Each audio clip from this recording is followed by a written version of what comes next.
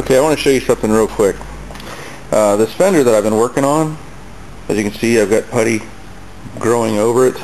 And what you see is, you know, you got these raised portions in various places where you've applied the putty.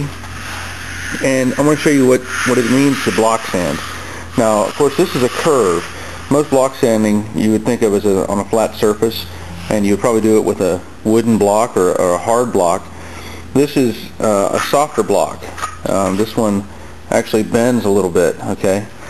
And what you're going to do is, you know, people tend to wear down the putty by going in one direction, and you don't want to do that. Block sanding, you go different directions, and what that does is it follows the curve, in this case, of the panel, and it allows the shape to come back in the way it's supposed to look. So I'm going to do a little bit of that here, and hopefully I can do this with the camera running and try to get you a quick example. So here we go.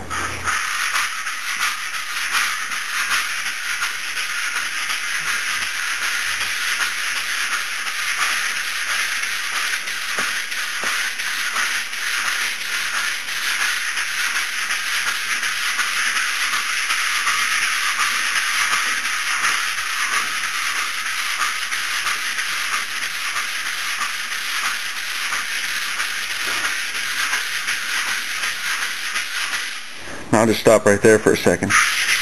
And you can see, hopefully you can see, that the lines are going away, but I'm also dealing with this curve and trying to maintain that curve. So over here, there's an existing line, as you can see. There were some more up here. There's the beginning of one, but as I sand over it, it goes away and it smooths it out. There's one right there. Let me do a little bit more.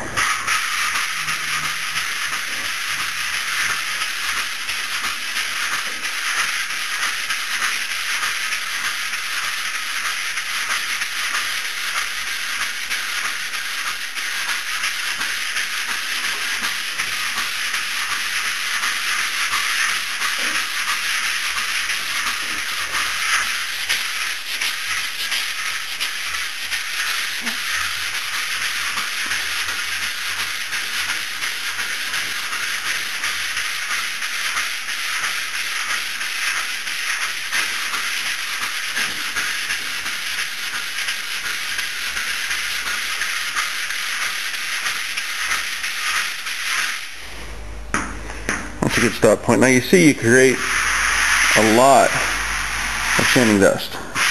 A lot. But the result is, as you can see here, I've got a very rounded surface.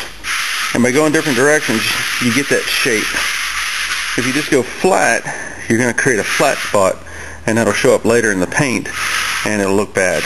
So, just a little example of how to do some block sanding. And the shape's coming back, and eventually I'll probably cover pretty much the entire fender with a layer, but it'll be very thin. And the reason you do that is, when you see here like this edge of the putty, that'll show back up coming through the paint unless you have everything transitioned smooth. So by putting a coat of putty over the whole thing, I eliminate those edges, and it comes out making a very nice finish at the end. We'll see if we can keep this going.